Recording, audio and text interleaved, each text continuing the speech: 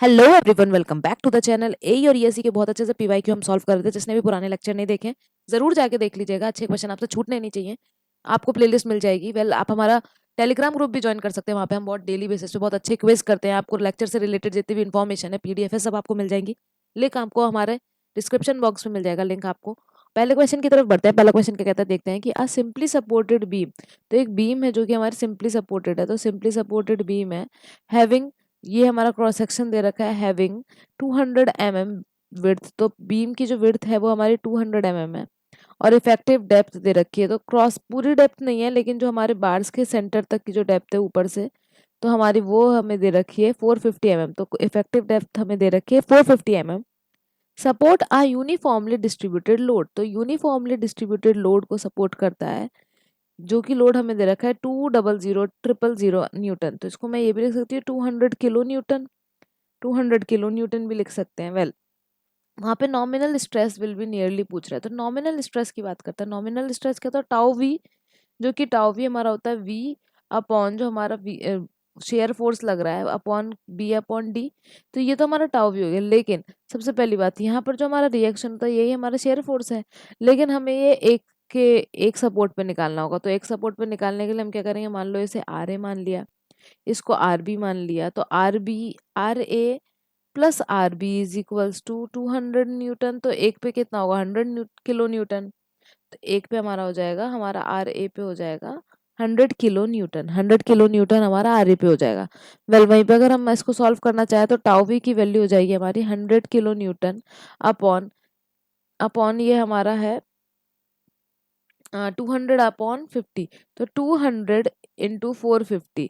ये न्यूटन पर एमएम में मांग रहे हैं, तो 10⁻³ कर ही लेते हैं। तो न्यूटन, और ये हमारा हो जाएगा एमएम स्क्वायर में। तो अब इसको सॉल्व कर लेंगे हम। तो अगर इसको सॉल्व करेंगे तो डबल जीरो से डबल जीरो कैंसिल हो जाएगा। तो 1/2 हो गया ये। तो ये हमारा आ गया 1/2 इंटू 100/450, जिसमें हम ये जीरो भी कैंसिल कर सकते हैं। तो अब ये हो जाएगा हमारा 100/90 आया है। 100/90, तो ये कुछ इस तरीके से आएगा। 100/90 आया है। तो जीरो से जीरो कैंसिल, 10/9 मतलब क्या हो गया, 10/9 को आप वैसे भी सॉल्व कर सकते हो, 1 पॉइंट समथिंग आएगा, 1.111। तो इसको अगर हम सॉल्व करेंगे तो 1.11 आएगा। आप कैलसी से भी सॉल्व कर सकते हैं और डायरेक्टली वैसे हो जाएगा। तो B option will be the correct answer of this question. B option is correct answer. ESC 2020 में एक क्वेश्चन पूछा गया था, तो इम्पोर्टेंट क्वेश्चन है ये। अगले क्वेश्चन की तरफ चलते हैं। अगला क्वेश्चन कह रहा है a column of a size. तो कॉलम की साइज दे रखी है हमें 450 mm into 600 mm।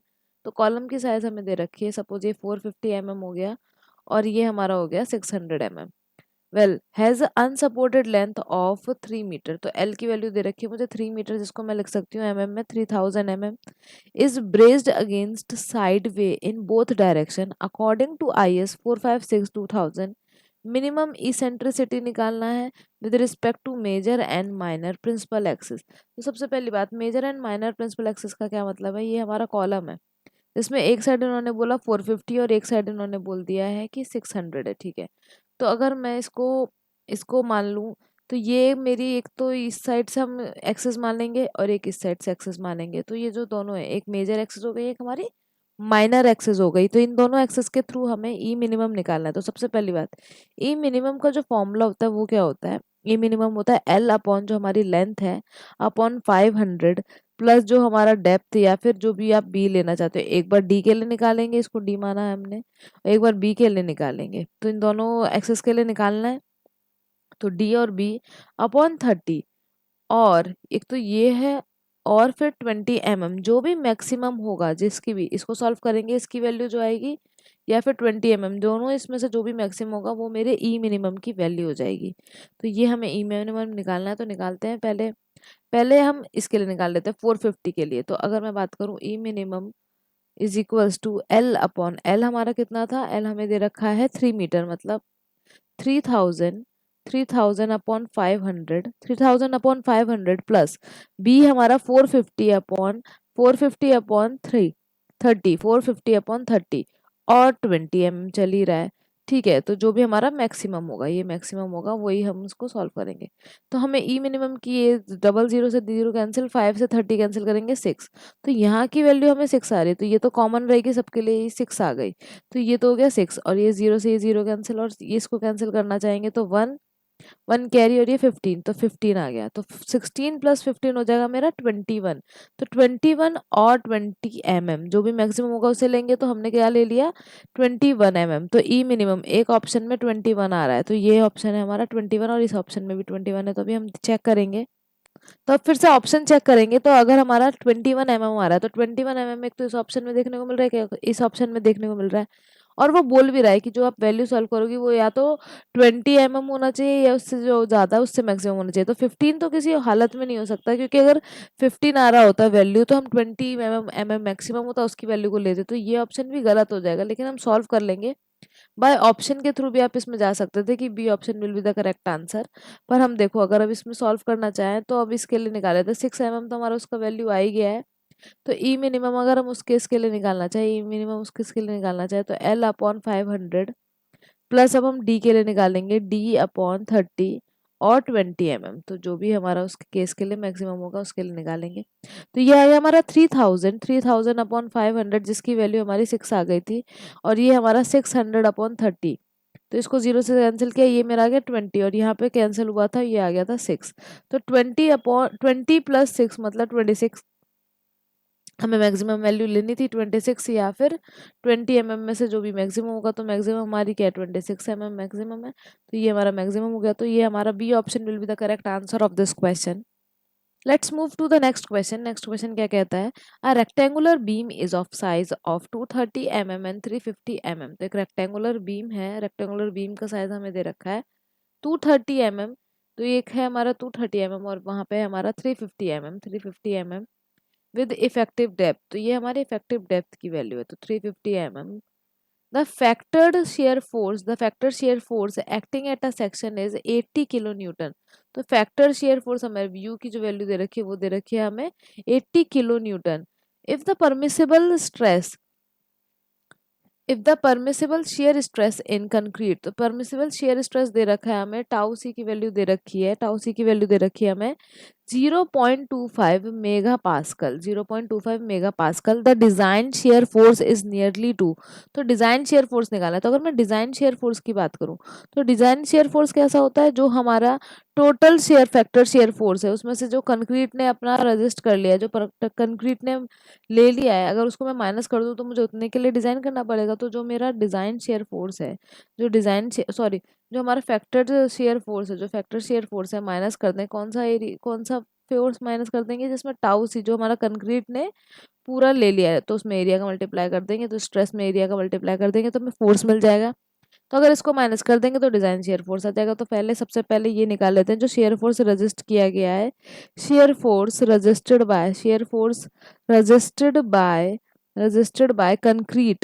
Bye concrete section. तो जो शेयर फोर्स कंक्रीट सेक्शन के द्वारा रजिस्टर किया गया है उसको निकाल लेते हैं। तो अगर हम उसकी बात करें तो ये हो जाएगा हमारा एफसी से शो करते हैं। तो सबसे पहली बात है स्ट्रेस से मल्टीप्लाई करेंगे, तो स्ट्रेस आ गया मेरा 0.25 मेगा पास्कल है, तो 0.25 इंटू 10⁻³ मेगा पास्कल है। तो इसको चेंज करने के लिए हमें 0.25 इंटू 10⁻³ और हमारा एरिया दे रखा है 230 इंटू 350। तो 230 मल्टीप्लाई बाय 350। जब इसको आप सॉल्व करोगे कैलसी में, जब इसको आप सॉल्व करोगे नॉर्मली भी सॉल्व करोगे, तो 20 के आसपास आएगा, 20.125 किलो न्यूटन आएगा, 20.125 किलो न्यूटन आएगा। अब मुझे डिजाइन शेयर फोर्स निकालना है। अभी देखा था डिजाइन शेयर फोर्स क्या है, फैक्टर्ड में से माइनस कर दें। तो डिजाइन शेयर फोर्स की अगर हम बात करते हैं कितने के लिए हमें डिजाइन करना चाहिए, तो जो कंक्रीट पहले से ले सकता है हम उसके लिए क्यों डिजाइन करेंगे, वो तो हमारे लिए कोई भी मतलब हमारे लिए फायदेमंद है नहीं, तो हम कंक्रीट वाला माइनस कर देंगे। तो टोटल जो भी शेयर फोर्स था, जो वीयू की वैल्यू, उसमें से हम ये जो व्यू की वैल्यू इसमें से एफ सी माइनस कर देंगे। तो व्यू हमारा 80 था, माइनस 20.125 किलो न्यूटन को माइनस करोगे तो अप्रॉक्स 20 मान लें अगर इसे, तो 60 किलो न्यूटन के आसपास वैल्यू आएगी। 60 किलो न्यूटन के आसपास वैल्यू आएगी, तो हमारा C option will be the correct answer of this question. तो C option will be the correct answer. ESC 2017 में क्वेश्चन पूछा गया था, अच्छा क्वेश्चन है ये। Let's move to the next question. Next question देखते हैं। स्टेटमेंट 1 बोल रहा है, in a RC beam bond stress developed is due to pure adhesion, frictional and mechanical resistance, बिल्कुल करेक्ट स्टेटमेंट है। जब हम आरसीसी बीम बनाते हैं तो जिसमें कंक्रीट और हमारा स्टील होता है, माइल्ड स्टील, तो कंक्रीट है और हमारा स्टील है, तो अब उसमें हमारे इन दोनों के बीच में कौन कौन से बॉन्ड होते हैं? एक तो प्योर एडहेशन बॉन्ड होता है, एक हमारा फ्रिक्शनल बॉन्ड होता है, और एक आपका मैकेनिकल रेजिस्टेंस। तीनों के ही वजह से देखने को मिलता है। ये खुद में भी एक अपना एमसीक्यू है कि तीनों ऑप्शन में आ जाता है और क्या क्या बॉन्ड आपको देखने को मिलते हैं। तो ये तीनों, pure adhesion, frictional and mechanical resistance. अगर हम प्योर एडहेशन की बात करें, तो अगर प्योर एडहेशन की बात करते हैं तो ये क्या है? एडहेसिव क्या होता है? जैसे फेविकॉल है, दो चीजों को जोड़ने का जो बॉन्ड का काम करता है वो हमारा एडहेसिव होता है।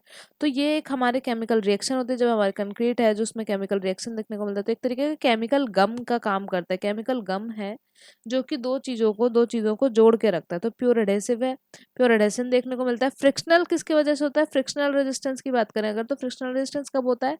जब कंक्रीट में आपको फ्रिक्शनल रेजिस्टेंस तब देखने को मिलेगा जब कंक्रीट में आपको श्रिंकेज देखने को मिलता है। अगर श्रिंकेज देखने को मिलता है हमारा कंक्रीट में जब श्रिंकेज देखने को मिलता है, उस वजह से आपको फ्रिक्शन देखने को मिलेगा। फ्रिक्शन पैदा हो रहा है, फ्रिक्शनल रेजिस्टेंस की वजह से आपको मतलब श्रिंकेज की वजह से आपको फ्रिक्शनल रेजिस्टेंस देखने को मिलेगा।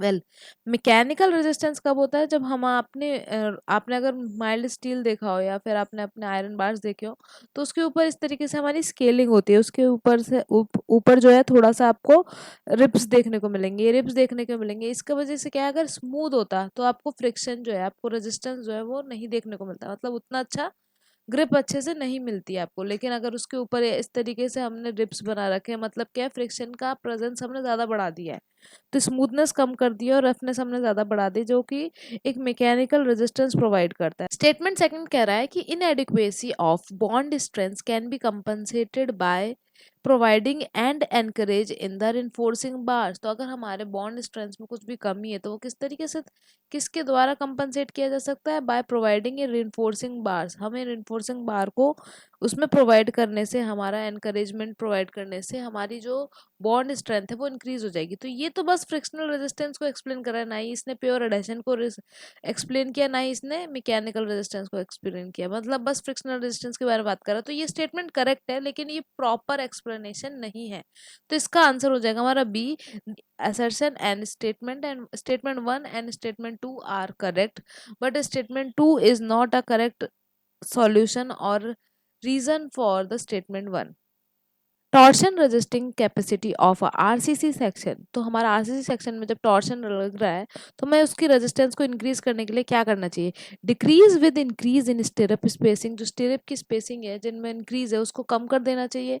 Decrease with increase in longitudinal bars. जो लॉन्गिट्यूडनल बार्स हैं उनमें जो साइज उनका इंक्रीज किया, जो स्पेस इनका इंक्रीज किया, उनको क्या डिक्रीज कर देना चाहिए। It does not depend on stirrups and longitudinal steel. तो ये क्या सही बात है? तो ये तो गलत है कि स्टिरअप और लॉन्गिट्यूडनल पर डिपेंड नहीं करते, तो बिल्कुल गलत है। Increase with the increase in stirrup and longitudinal steel, बिल्कुल सही बात है। अगर टॉर्शन बढ़ रहा है तो हमें जो स्टिरअप है उसको भी इंक्रीज कर देना चाहिए और लॉन्गिट्यूडनल स्टील है उन्हें भी इंक्रीज करना चाहिए। D will be the correct option of this question. Well, वहीं पर अगर हम बात करते हैं इक्विवेलेंट शेयर की, अगर बात करें इक्विवेलेंट शेयर का जो फॉर्मूला होता है वो भी आप याद रखिए, इसी से रिलेटेड है। तो इक्विवेलेंट शेयर की अगर हम बात करते हैं तो वो होता है हमारा वी यू ई, जिसमें ये इक्विवेलेंट शेयर को शो करता है वी यू। ये हमारा क्या करता है? शेयर को शो करता है, जो कि शेयर को शो करता है प्लस 1.6 जो हमारा टॉर्शन लग रहा है, हमारा टॉर्शन मूवमेंट लग रहा है अपॉन बी। बी क्या है? जो ब्रेथ है हमारे बीम की। तो ये क्या हो गया कि शेयर जो लग रहा है और उस पर जो हमारा टॉर्शन मूवमेंट है, ये हमारा टॉर्शनल मूवमेंट है, जिसमें हम क्या करते हैं कि डिवाइड करते हैं विड्थ ऑफ बीम से और 1.6 से हम उसको मल्टीप्लाई कर रहे हैं। तो ये हमारा इक्विवेलेंट शेयर का फॉर्मूला है। Let's move to the next question. The nominal cover requirement for meeting durability requirement of mild, very severe, moderate and extreme types of exposure are। तो ये बेसिकली हमें नॉमिनल कवर पूछ रहा है कि अगर ये सारी कंडीशन है तो हमें एक बेसिक मिनिमम कितनी नॉमिनल कवर प्रोवाइड करनी चाहिए। तो इस कंडीशन को देख लेते हैं, ये बिल्कुल आपको याद होना चाहिए। सबसे पहले हम माइल्ड देखेंगे, माइल्ड के बाद हमारा आएगा मॉडरेट, फिर आता है हमारा सीवियर कंडीशन, फिर आता है very severe, and then will be extreme. तो mild, moderate, severe and very severe and extreme condition. तो इनमें हमें नॉमिनल कवर जो है वो कितना प्रोवाइड करना चाहिए मिनिमम, इसकी बात हो रही है। तो सबसे पहले अगर हम माइल्ड की बात करें तो 20 mm, एटलीस्ट हमें 20 mm का नॉमिनल कवर प्रोवाइड करना चाहिए। मॉडरेट में हमें 30 mm का, एटलीस्ट हमें 30 mm का। वेन अगर हमारी कंडीशन सीवियर है तो सीवियर में हम 45 mm, जो 45 mm है उसका कवर प्रोवाइड करते हैं, नॉमिनल कवर। और extreme condition of very severe क्या है कि जैसे वेरी सीवियर में हम 50 mm का नॉमिनल कवर प्रोवाइड करते हैं, और एक्सट्रीम में आपको 75 mm का नॉमिनल कवर देखने को मिलेगा। तो ये टेबल आपको बिल्कुल याद होनी चाहिए, वैल्यूज आपको याद होनी चाहिए, उसी के बेसिस पे क्वेश्चन पूछ रहे हैं। बेसिकली अब वो बोल रहे हैं कि माइल्ड कंडीशन पहले है, फिर वेरी सीवियर। वेरी सीवियर में अभी हमने जस्ट देखा 50 mm। तो अगर मैं माइल्ड को देखूँ तो 20 20 20 तो सब जगह लिखा है, लेकिन वेरी सीवियर को सिलेक्ट करेंगे तो देखो 75 तो हमारा कट जाएगा, 75 इसलिए कैंसिल हो जाएगा, क्योंकि अब अगर आप 75 की बात करो तो ये हमारा एक्सट्रीम कंडीशन में था, दूसरे कंडीशन पे हमारा वेरी वेरी सीवियर है। 45 इसलिए कैंसिल हो जाएगा कि सीवियर कंडीशन में था, तो ये भी कैंसिल हो जाएगा। 45 हमारा, 30 इसलिए कैंसिल हो जाएगा क्योंकि ये हमारा मॉडरेट कंडीशन में था, और 30 ये भी कैंसिल हो जाएगा। तो बचा क्या हमारा सी ऑप्शन, जिसमें माइल्ड के लिए 20 mm, वेरी सीवियर के लिए 50 mm, सीवियर कंडीशन के लिए 45 mm and moderate for 30 mm, extreme में हमारा 75 रहेगा। तो हमने इस तरीके से एलिमिनेट करके भी इस क्वेश्चन को कर लिया। तो ये टेबल आपको बिल्कुल याद होनी चाहिए, so that will be good for you. Let's move to the next question. Next question क्या कह रहा है जरा देख लेते हैं उसको भी। नेक्स्ट क्वेश्चन हमारा क्या कह रहा है, तो एज पर IAS 456 minimum period before striking formwork for vertical surface of the column. तो अगर हम फॉर्मवर्क की बात करें कि कितना कितना फॉर्मवर्क प्रोवाइड करना चाहिए एटलीस्ट, तो ये कॉलम के लिए पूछ रहा है। अगर कॉलम के लिए बात करते हैं तो 1 डे 24 आवर्स, बेसिकली वो आवर्स में बात करते हैं तो 24 आवर्स से लेके 48 आवर्स तक होना चाहिए। तो 1 day will be the correct answer of this question, A will be the correct answer. Well, हम और भी कंडीशन के लिए देख लेते हैं। तो अगर कॉलम की बात करते हैं, कॉलम की बात करते हैं तो आप देखोगे 24 आवर्स के लिए रहता है। तो फॉर्म वर्क जो है हम 24 आवर्स के लिए प्रोवाइड करते हैं। वेल, वहीं पर अगर हम स्लैब की बात करते हैं, स्लैब की बात करेंगे तो स्लैब हमारा 3 डेज के लिए रहता है। स्लैब की अगर हम बात करते हैं तो स्लैब हम 3 डेज के लिए प्रोवाइड करते हैं। वेल, वहीं पर अगर हम बीम्स की बात करते हैं, बीम्स की बात करते हैं तो वो हमारा 7 डेज के लिए रहता है। बीम्स के लिए हम से एटलीस्ट 7 डेज के लिए हमें फॉर्म वर्क प्रोवाइड करना होता है। लेकिन अगर प्रॉप्स टू स्लैब की बात करते हैं, प्रॉप्स टू स्लैब, तो अब बेसिकली इसमें क्या है कि दो कंडीशन होती है। एक हमारा कि 4.5 मीटर से कम है, अगर अगर हमारी उसकी जो लेंथ है वो 4.5 मीटर से कम है तो हम उसे 7 डेज के लिए प्रोवाइड करेंगे। लेकिन अगर वो 4.5 मीटर से ज़्यादा है, 4.5 मीटर से ज़्यादा है तो हम उसे 14 डेज के लिए प्रोवाइड करते हैं, 14 डेज के लिए प्रोवाइड करते हैं। वहीं पे अगर हम बात करें आर्चिस के लिए, आर्चिस के लिए हम कितना प्रोवाइड करते हैं, आर्चिस में भी दो कंडीशन होती है। अगर हमारी लेंथ 6.5 मीटर से कम है, 6.5 मीटर से कम है तो 14 डेज के लिए प्रोवाइड करते हैं। और अगर 6.5 मीटर से ज़्यादा है तो हम उसे 21 डेज के लिए प्रोवाइड कर देते हैं। इस तरीके से क्वेश्चन, एक क्वेश्चन में आपने कितने सारे MCQ बना लिए। बेसिकली अगर कॉलम की जगह ये स्लैब के लिए पूछ लेते तो 3 डेज हो जाता, बीम्स के लिए पूछ लेते तो 7 डेज हो जाता। प्रॉप्स टू स्लैब लिखा होगा तो अगर आपको फिर चेक करना है कि क्या वो 4.5 से कम है तो 7 डेज प्रोवाइड करेंगे, 4.5 से ज़्यादा है तो हम 14 डेज प्रोवाइड करेंगे। आर्चिस के लिए अगर वो 6.5 से कम है तो 14 डेज प्रोवाइड करेंगे, और 6.5 मीटर से ज़्यादा है तो 21 डेज प्रोवाइड करेंगे। तो बहुत सारे MCQ हो जाएंगे। ये टेबल भी आपको याद होनी चाहिए। तो ये जो कुछ स्टैटिक डाटा है, जैसे अभी हमने नॉमिनल कवर का देखा, फिर अभी हमने इसका नॉमिनल कवर के बाद इसका देखा स्ट्राइकिंग फॉर्म वर्क के डेज का देखा कि कितने पीरियड के लिए, मिनिमम कितने पीरियड के लिए इसे प्रोवाइड करना चाहिए। ये सब जो स्टैटिक डाटा आपको बिल्कुल याद होना चाहिए। Let's move to the next question. Next question देखते हैं क्या कह रहा है। Consider the following strength of concrete. तो cube strength, cylindrical strength, split tensile strength and modulus of rupture is given. तो we have to arrange in a increasing order of this strength. तो correct sequence लगाना है increasing, तो मतलब सबसे कम से लेकर सबसे ज़्यादा तक पहुंचना है। तो अगर हम बात करते हैं तो हमारे पास दो स्ट्रेंथ होती है। जैसे कंक्रीट क्या है, concrete is a mixture of sand, water, cement and admixture, aggregate, इन सब का मिक्सचर है। कंक्रीट इन सब का मिक्सचर है। मिक्सचर किस किस का है, सैंड का, सीमेंट का, water, aggregates and admixture if it is required. तो एग्रीगेट्स होते हैं और एडमिक्सचर अगर हमें उनकी प्रॉपर्टी को इनहेंस करना है तो हम एडमिक्सचर को यूज करते हैं। तो अगर हम कंक्रीट की बात करें तो इसके एक दो तरीके के टेस्ट होते हैं। एक तो होता है हमारा कंप्रेसिव स्ट्रेंथ निकालने के लिए, कंप्रेसिव स्ट्रेंथ निकालने के लिए, और एक हो गया हमारा टेंसाइल स्ट्रेंथ निकालने के लिए। तो अगर हम कंप्रेसिव स्ट्रेंथ की बात करें तो कंप्रेसिव स्ट्रेंथ निकालने के लिए हमारे पास दो वे हैं। एक हम निकालते हैं क्यूब से, क्यूबिकल मेथड, एक हमारा होता है क्यूबिकल मेथड जिसमें हम क्यूब बनाते हैं। क्यूबिकल मेथड होता है जिसमें हम क्यूब बनाते हैं 15 × 15 या फिर 150 mm × 150 mm × 150 mm, इस तरीके से लिख लो 150 mm इंटू, ये में है। और या फिर हम सिलेंड्रिकल यूज़ करते हैं, सिलेंड्रिकल मेथड से यूज़ करते हैं, सिलेंड्रिकल तरीके से निकालते हैं जिसमें हमारी उसकी हाइट जो होती है, हाइट होती है हमारी 300 mm, और जो हमारी जो सिलेंड्रिकल ये जो हमारा डायमीटर है वो होता है हमारा 150 mm, और जो हाइट होती है वो हमारी होती है 300 mm, 300 mm हमारी हाइट होती है। तो ये हमारा कुछ तरीका है जिसमें हम कंप्रेसिव स्ट्रेंथ ऑफ कंक्रीट निकालते हैं by the help of cubicle तरीके से या फिर सिलेंड्रिकल तरीके से। वैसे ही हम एक और चीज़ करते हैं जो कि है टेंसाइल स्ट्रेंथ। अगर हम बात करें कंक्रीट की टेंसाइल स्ट्रेंथ की, तो टेंसाइल स्ट्रेंथ भी निकाली जाती है। तो टेंसाइल स्ट्रेंथ निकालने के भी दो तरीके हैं, एक है हमारा फ्लेक्सुरल मेथड, एक तो फ्लेक्सुरल मेथड है। तो टेंसाइल स्ट्रेंथ निकालने के भी दो वेज हैं। So there are two ways for finding tensile strength, one is flexural method, one is flexural method, and another one is split method, split tensile method या split cylindrical method. तो split cylindrical tensile method, so these are two ways for finding cylindrical method. So these are two ways for finding tensile strength of concrete. अब अगर हम बात करते हैं तो सबसे सबसे कम जो जिसकी मतलब आपको स्ट्रेंथ देखने को मिलेगी वो है हमारा स्प्लिट। जो स्प्लिट वाला जो है, स्प्लिट वाला है उसकी सबसे कम स्ट्रेंथ देखने को मिलेगी। उसके बाद आपको रप्चर वाला फ्लेक्सुरल रप्चर में मिलेगा। फिर उसके बाद अगर हम बात करें तो फिर हमारी सिलेंड्रिकल वाले की मिलेगी, और सबसे ज़्यादा आपको स्ट्रेंथ मिलेगी क्यूब में। तो अगर हम बात करें इस तरीके से अगर हम लगाना चाहें तो सबसे पहले हमारा स्प्लिट टेंसाइल मेथड, सिर्फ ये स्प्लिट टेंसाइल मेथड को मिलेगा 3 नंबर पे, तो 3 पे खुद ही है तो स्प्लिट टेंसाइल मेथड। फिर आपको मिलेगा मॉडुलस रप्चर, फिर सिलेंड्रिकल मेथड, एंड देन ये। तो 3 4 2 1 will be the increasing order of the strength of the concrete. तो C option will be the correct answer.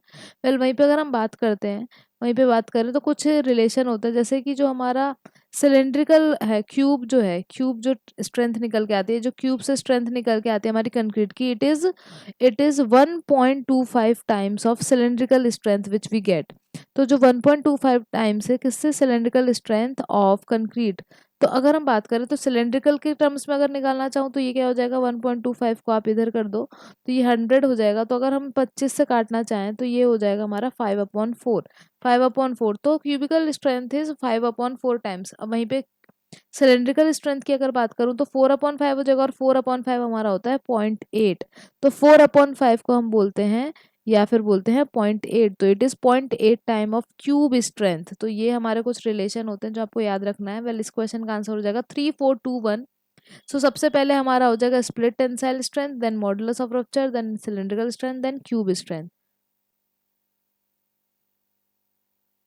Let's move to the next question. Next question कह रहा था effect of air entrainment in concrete is to. तो air को जब हम इसमें एंट्रेन कराते हैं हमारे कंक्रीट में, तो बेसिकली क्या होता है कि कोल्ड एरिया में जब हम कंक्रीटिंग करते हैं, कोल्ड एरिया ये जो कोल्ड टेम्परेचर वाला जो जगह है वहां पर कंक्रीटिंग करते हैं, तो हमें एयर को उसमें एंटर कराना पड़ता है। तो basically some amount of air जो है हम उसमें एंटर कराते हैं। अब क्यों कराते हैं, तो उसके वजह से क्या क्या इफेक्ट देखने को मिलता है।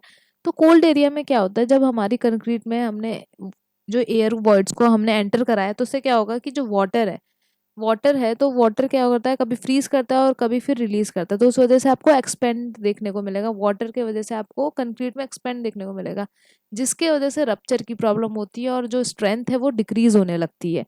तो सबसे पहली बात वो इस चीज की जो प्रॉब्लम है, इससे हमने वर्ड्स प्रोवाइड कर दिए तो हमें इतनी दिक्कत देखने को नहीं मिलती। तो रेजिस्टेंस इंक्रीज कर देता है फ्रीजिंग एंड थॉइंग। तो ये जो अभी मैंने बताया प्रोसेस, इसी को फ्रीजिंग एंड थॉइंग कहते हैं। तो it increases resistance to freezing and thawing, बिल्कुल करेक्ट बात है।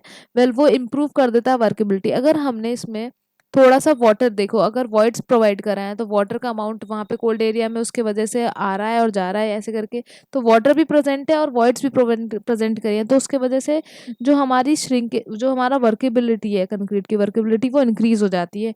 तो इस वजह से हमारी स्ट्रेंथ डिक्रीज हो जाती है। तो इंक्रीज वर्केबिलिटी भी इंक्रीज होती है, स्ट्रेंथ भी डिक्रीज होती है। तो तीनों स्टेटमेंट जो है वो हमारे बिल्कुल करेक्ट है, D will be the correct answer. Well वहीं पर अगर हम एयर एंट्रेनमेंट की बात करें तो इसके वजह से हमारा श्रिंकेज भी जो श्रिंकेज को भी कंट्रोल करता है। ऐसा नहीं है, श्रिंकेज को भी कंट्रोल करता है क्योंकि वाटर का अमाउंट है ज़्यादा, तो रेजिस्टेंस अगेंस्ट श्रिंकेज भी प्रोवाइड करता है, रेजिस्टेंस अगेंस्ट सल्फर अटैक भी प्रोवाइड करता है, और हमारी जो कंक्रीट है उसको थोड़ा सा लाइट भी बनाता है। तो रेजिस्टेंस श्रिंकेज के लिए जो रेजिस्टेंस है वो भी प्रोवाइड करता है, और सल्फर अटैक से भी श्रिंकेज को, वो रेजिस्टेंस है उसको भी प्रोवाइड करता है। तो एयर एंट्रेनमेंट के कुछ अपने फायदे भी और कुछ नुकसान भी है। वेल मोस्टली जब फ्रीजिंग और थॉइंग की प्रॉब्लम देखने को मिलती है तो हम ये एयर को उसमें एंटर कराते हैं, some amount of air voids are enter in it. तो this is the answer that 1 2 3 all the statements are correct of this question. Let's move to the next question. Next question की तरफ चलते हैं। The minimum and maximum percentage of longitudinal reinforcement in columns. तो column की बात कर रहे हैं कि कॉलम में हमारा मिनिमम और जो हमारा मैक्सिमम लॉन्गिट्यूडनल रिइंफोर्समेंट है वो कितना प्रोवाइड करना चाहिए। तो मिनिमम की अगर हम बात करें, मिनिमम हम कितना प्रोवाइड करते हैं, 0.8% प्रोवाइड करते हैं। वेल मैक्सिमम हम कर प्रोवाइड करते हैं, मैक्सिमम हम करते हैं 6%।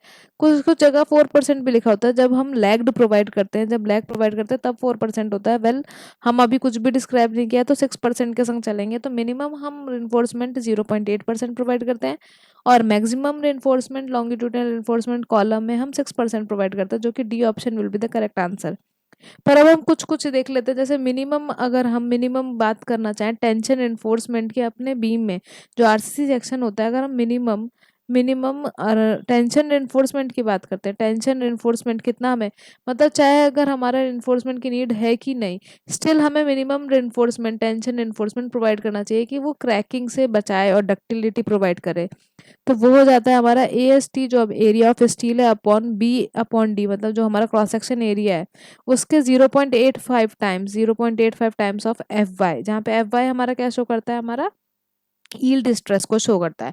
मिनिमम रिइंफोर्समेंट जो टेंशन की रिइंफोर्समेंट है वो यही है। वेल वहीं पे अगर हम मैक्सिमम रिइंफोर्समेंट की बात करें कि मैक्सिमम टेंशन में और मैक्सिमम कंप्रेशन में हमें कितना प्रोवाइड करना चाहिए, तो मैक्सिमम टेंशन में या फिर मैक्सिमम कंप्रेशन में हमें रिइंफोर्समेंट की अगर बात की जाती है, तो इन दोनों ही कंडीशन में जो हमारा रिइंफोर्समेंट है वो हम 4% प्रोवाइड करते हैं। किसका? क्रॉस सेक्शन का। तो 4% प्रोवाइड करते हैं किसका? क्रॉस सेक्शन का। तो क्रॉस सेक्शन का 4% ऑफ क्रॉस सेक्शन एरिया, जिसको मैं किस तरीके से भी लिखना चाहूंगी, अगर मैं 4% लिखना चाहूँ तो 0.04% इंटू बी इंटू डी। तो क्रॉस सेक्शन एरिया है तो हमारा कैपिटल डी आएगा। कैपिटल डी किसको शो करता है? जो हमारा ओवरऑल डेप्थ ऑफ सेक्शन है।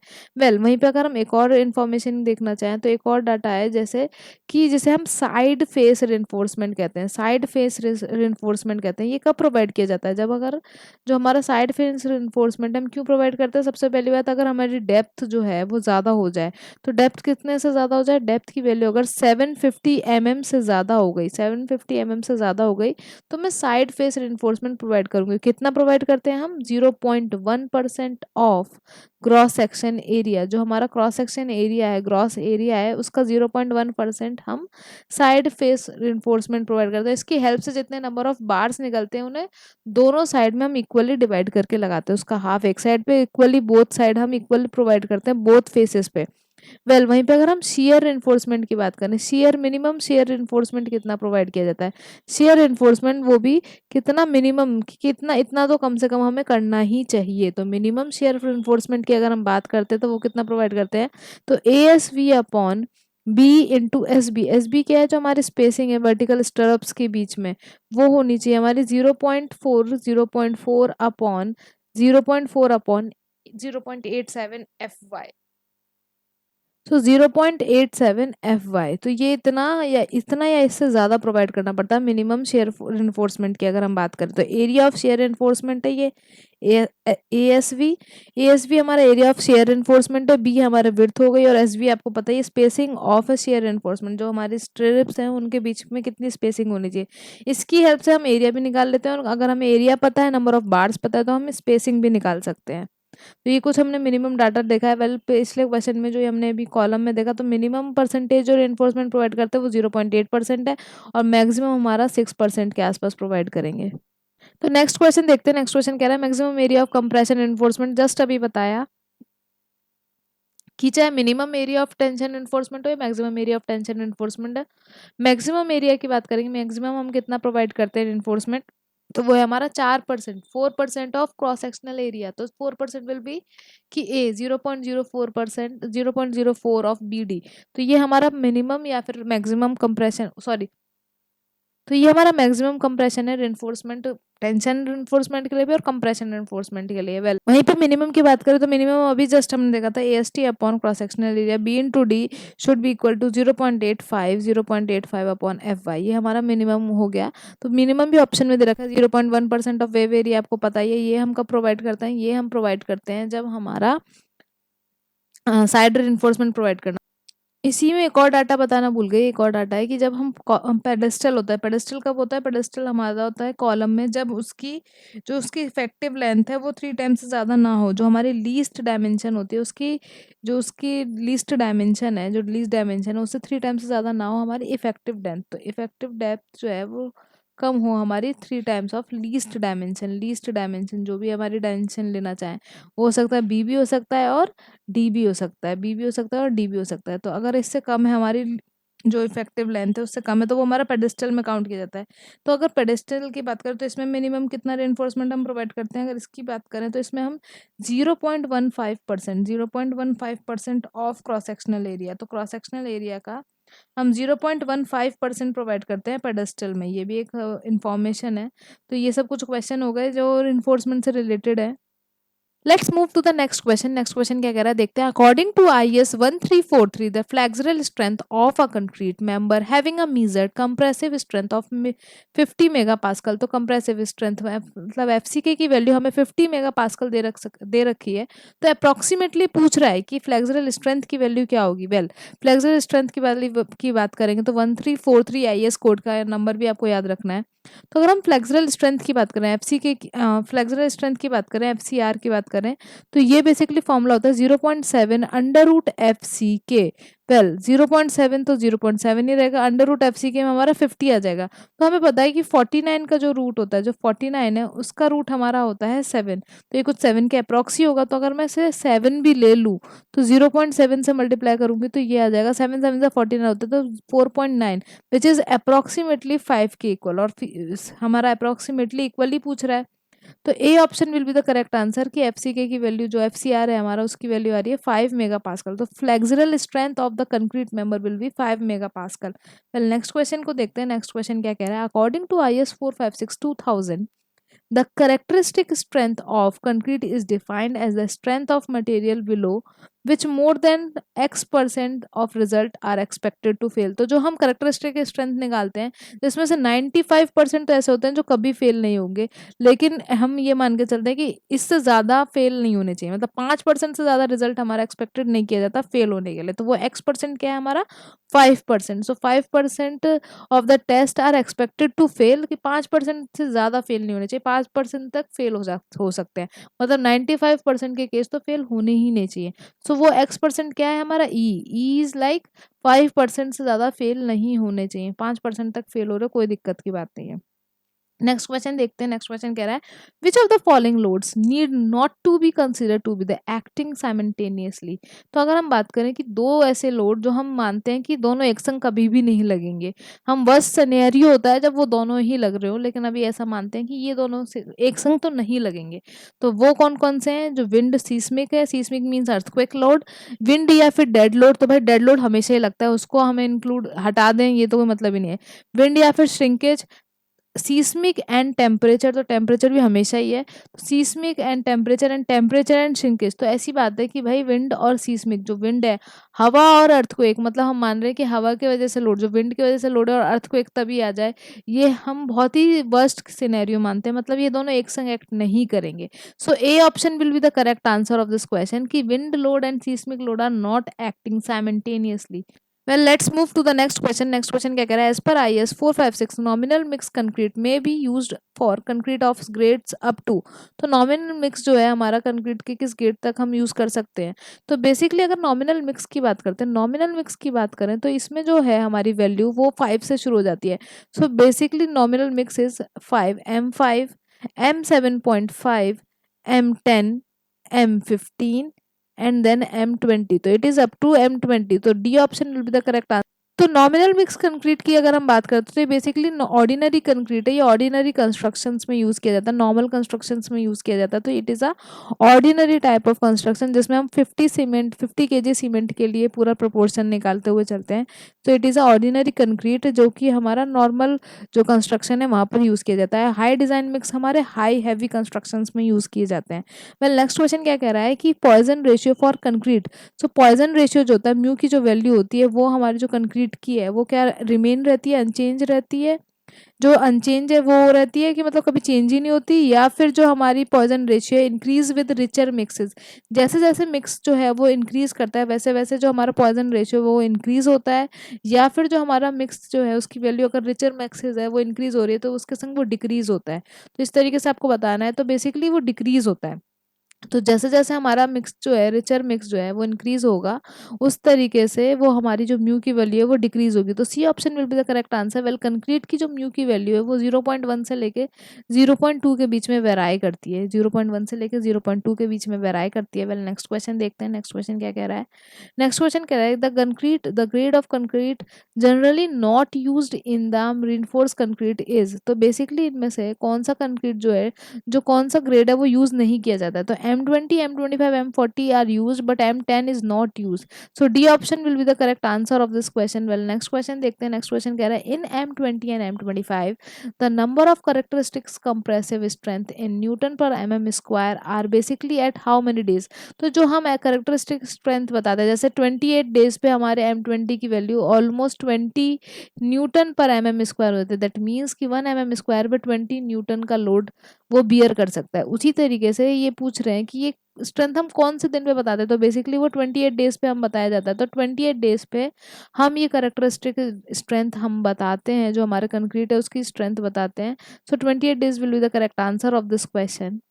आई होप बहुत मजे आए होंगे आपको, हमने बहुत सारे क्वेश्चन किए अच्छे अच्छे। Thank you so much for watching, like and subscribe our channel and keep sharing. Thank you so much.